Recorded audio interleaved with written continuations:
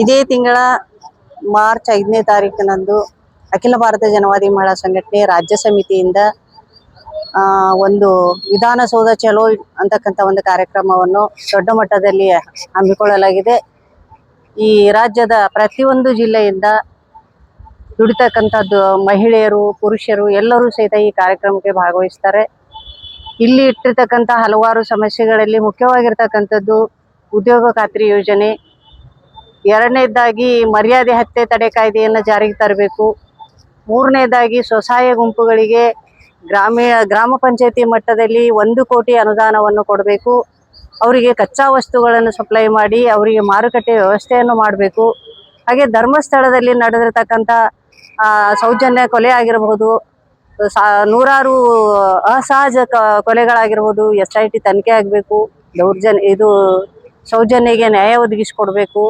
ಆಮೇಲೆ ಈ ವೃದ್ಧಾಪ್ಯತನದಲ್ಲಿ ಏನು ಮಹಿಳೆಯರಿಗೆ ಕೊಡ್ತಕ್ಕಂಥ ಅಂಗವಿಕಲರಾಗಿರ್ಬೋದು, ವಿಧವೆಯರಾಗಿರ್ಬೋದು, ವೃದ್ಧರಾಗಿರ್ಬೋದು, ಇವರಿಗೇನು ಮಾಸಾಸನಗಳನ್ನ ಕೊಡ್ತಾ ಇದ್ದಾರ, ಮಾಸಾಸನಗಳು ಈಗ ಕೊಡ್ತಕ್ಕಂಥದ್ದಷ್ಟೇ ಸರಿ ಹೋಗಲ್ಲ. ಅವರಿಗೆ ಪ್ರತಿ ತಿಂಗಳ 5,000 ಮಾಸಾಸನವನ್ನು ಕೊಡ್ತಕ್ಕಂಥದ್ದು ಸರ್ಕಾರ ವ್ಯವಸ್ಥೆ ಮಾಡಬೇಕು.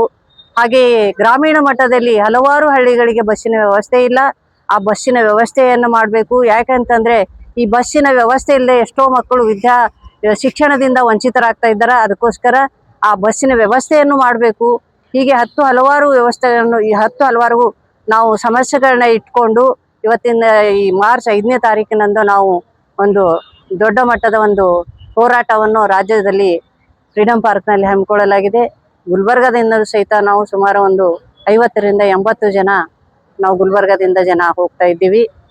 ಹಾಗಾಗಿ ಈ ಬಜೆಟ್ ಮಂಡನೆ ಆಗೋಕ್ಕಿಂತ ಮೊದಲೇನೆ ನಾವು ಈ ಒಂದು ಹೋರಾಟವನ್ನು ಹಾಕೊಂಡಿವಿ. ಬಜೆಟ್ನಲ್ಲಿ ಇದನ್ನೆಲ್ಲವೂ ಸಹಿತ ಅವರು ಜಾರಿಗೆ ತರಬೇಕು ಅಂತಕ್ಕಂಥದ್ದನ್ನ ವಿಷಯ ಇಟ್ಕೊಂಡು ನಾವು ಈ ಹೋರಾಟವನ್ನು ಹಮ್ಮಿಕೊಳ್ಳಲಾಗಿದೆ. ಕಲಬುರಗಿ ಅಷ್ಟೇ ಮಾತ್ರ ಇಲ್ಲ, ರಾಜ್ಯದ ಎಲ್ಲಾ ಜಿಲ್ಲೆಗಳಿಂದ ಬರ್ತಾ ಇದ್ದಾರೆ. ನಮ್ಮ ಇಡೀ ಕರ್ನಾಟಕದ ಎಲ್ಲಾ ಜಿಲ್ಲೆಗಳಲ್ಲಿ ನಮ್ಮಲ್ಲಿ ಎಲ್ಲೆಲ್ಲಿ ಸಂಘಟನೆ ಇದೆ ಆ ಸಂಘಟನೆ 21ಕ್ಕಿಂತ ಹೆಚ್ಚು ಜಿಲ್ಲೆಗಳಲ್ಲಿ ನಮ್ಮ ಸಂಘಟನೆ ಇದೆ. ಸಂಘಟನೆಯಲ್ಲಿ ಇರ್ತಕ್ಕಂಥ ಎಲ್ಲಾ ಜಿಲ್ಲೆಗಳಿಂದ ನಮ್ಮ ಜನ ಬಂದು ಅಲ್ಲಿ ಭಾಗವಹಿಸ್ತಾರೆ. ಸುಮಾರು ಒಂದು 3-3.5 ಸಾವಿರ ಜನ ಅಲ್ಲಿ 5ನೇ ತಾರೀಕಿನಂದು ಭಾಗವಹಿಸ್ತಾ ಇದ್ದಾರೆ. ಪದ್ಮಿನಿ ಕಿರಣಗಿ, ಅಖಿಲ ಭಾರತ ಜನವಾದಿ ಮಹಿಳಾ ಸಂಘಟನೆ ಜಿಲ್ಲಾ ಸಮಿತಿ ಅಧ್ಯಕ್ಷರು.